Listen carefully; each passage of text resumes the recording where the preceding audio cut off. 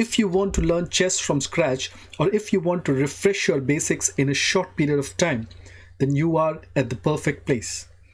In the next few minutes, I'm going to teach you all the basics of chess. This includes the chessboard, its positioning, the chess pieces and the way they move, checkmate, stalemate, draw positions, castling, en passant, and much more, all fit into this short video. But before we begin, click on the subscribe button below and get all the notifications so you won't miss anything. If you want to jump to any specific learning section, I have given the section times in the video description below. Let's begin. Part 1. The chessboard.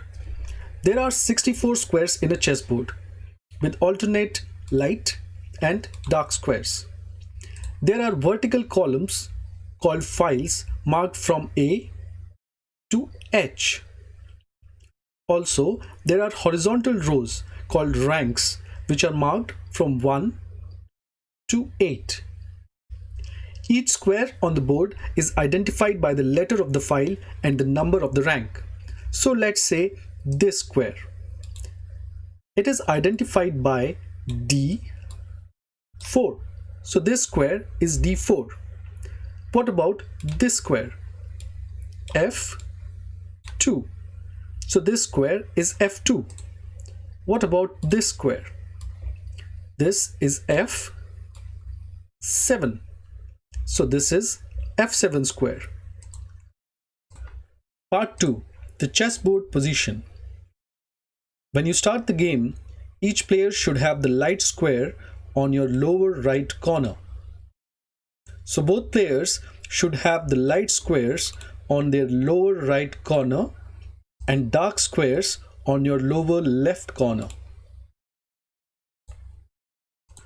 Part 3. Setting up the pieces.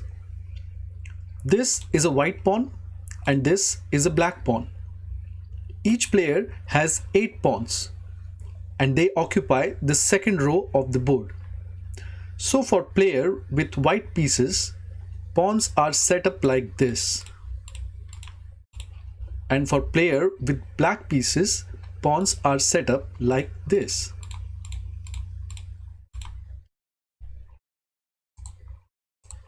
Now we go to the first row. We will start from outer squares and go inwards. The first piece on the first row from both sides is a rook. The second piece is a knight. You may call it a horse, but only at home, because in professional chess it is called a knight. The third piece is the bishop. This is a dark squared bishop because it is on a dark square, and this is a light squared bishop because it is on a light square. The next piece is a queen. The white queen is placed on the white square and the black queen is placed on the black square. The remaining piece is the king. The two kings and the two queens should be facing each other. And there you go. The board is set and we are ready to roll. Part 4. How do the pieces move? The player with the white pieces plays the first move, and then player with the black pieces makes one move, and so on. Each player makes one move alternatively until the game ends. Each of the pieces move in a unique manner. Let us start with the easiest one first, which is the rook. The rook moves in a straight pattern. It can move towards top, bottom, left or right as shown on the board. A rook can move any number of rows in any of these directions.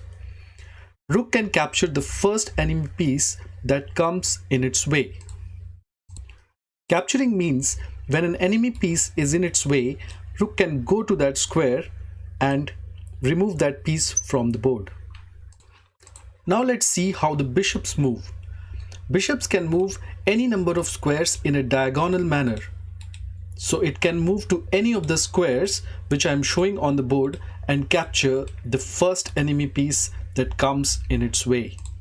Now let's see how a queen moves. A queen in chess is a classic case of women empowerment. It is the most powerful piece on the board and it can move any number of squares in horizontal, vertical, or diagonal manner. A queen can capture the first enemy piece that comes in its way. Now let us have a look at the knight. A knight hops in an L-shaped manner, so it can move 2 squares in horizontal direction and then 1 square in vertical direction, or 2 squares in vertical direction and 1 step in horizontal direction. You can see the squares where a knight can land as marked by the dots on the chessboard. A knight hops because it is the only piece that can jump over other pieces. So if it has any number of pieces on any of its sides, it can jump over it and land on any of these dots marked squares. If there is an enemy piece on the square where the knight lands, the knight can capture it. Now let us see how a pawn moves.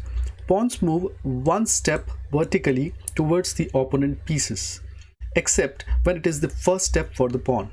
When it is the first step for any pawn, it has a choice to move either 1 step or 2 steps, and after that it can only move 1 step forward. Pawns cannot capture directly in front of them. So in a position like this white pawn cannot capture the black pawn. In fact, this pawn is now blocked and it cannot move forward. However, in a position like this, white pawn can capture this black pawn and hence move forward 1 step at a time. Or if a position like this, white pawn can either capture the pawn or can move forward 1 step at a time. Look at this position. There is a white pawn reaching the end of the board, and there is a black pawn which is also reaching the end of the board.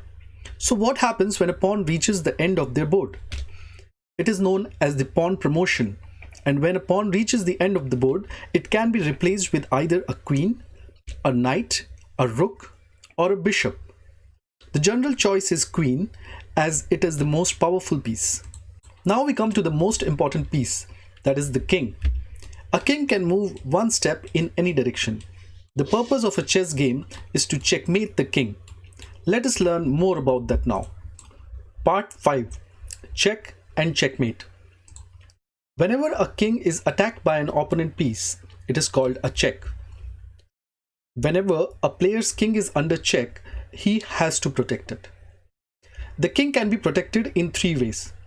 You either move the king to a safe square, or you block the route attacking your king with another piece, or you capture the piece threatening your king. In this position, black queen is threatening the white king. White can protect the king in all the 3 ways I have mentioned. It can simply move the king to a safe square, or it can block the route attacking the king by its bishop, or it can capture the queen directly, so the king is no longer under threat. If a player's king is under check and he cannot protect it in any of the 3 ways I mentioned earlier, the player loses the game and the attacking player declares checkmate. Let's say in this position, if white moves the rook to h8, it is a checkmate. The black king cannot be protected. The black king cannot move to these 3 squares as these are attacked by the queen. The black king cannot move to these 2 squares as these are attacked by the rook. There are no black pieces to capture the attacking rook or to block the route attacking the king. This is one way a chess game ends. Now let us have a look at other ways in which a chess game can end.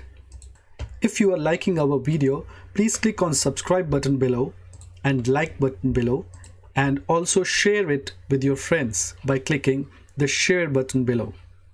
A chess game can end in a draw position where there is no winner or loser.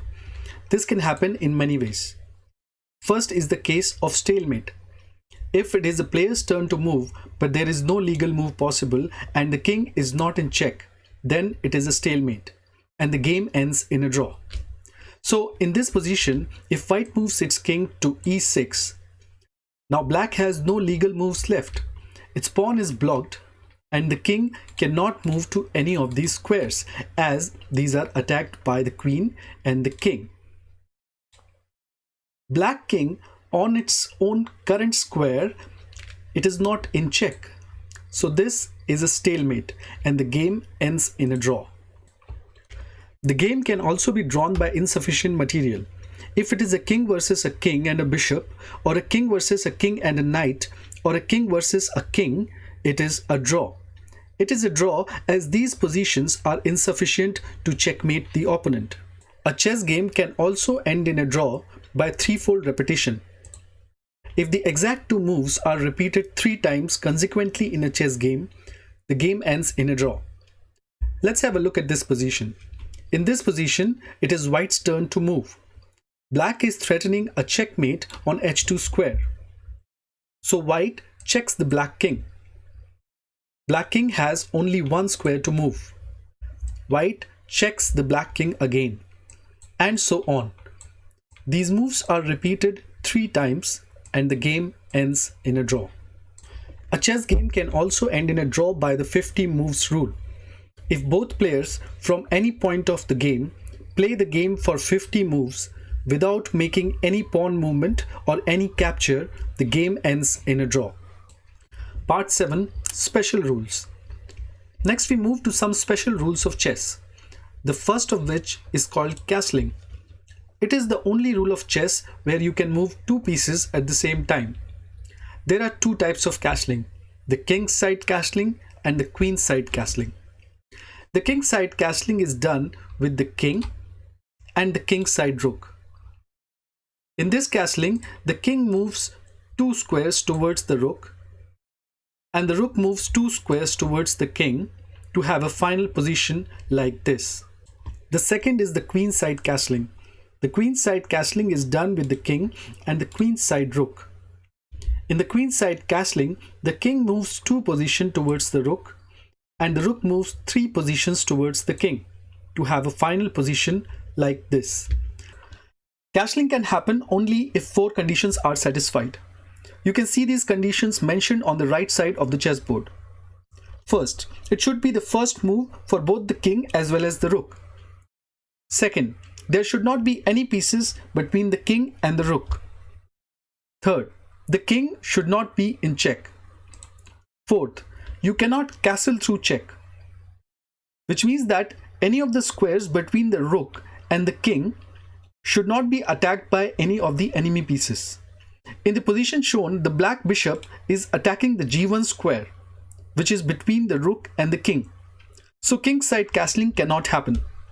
Queen side castling is still possible. The next special rule is en passant. It is a rule for pawn capture and is meant only for pawns. We know that pawns capture 1 step diagonally. So if the black pawn moves 1 step ahead, you can capture it. However, since it is the first move for the black pawn, it can also move 2 squares ahead, like this. If the black pawn moves 2 squares ahead, the en passant rule states that you can still capture this pawn as if it has only moved 1 square forward, like this. We can capture this pawn in our next turn only. If we play any other move in the next turn, we lose the right to perform en passant. Do let me know if you have any questions on the rules of chess, or if I have left anything out. Click on the subscribe button below if you have not till now. Also click on thumbs up if you like this video. Click on the share button to share this video with your friends so you can play chess together. Also watch out other interesting chess videos on our channel. See you in the next videos. Till then, have fun playing chess.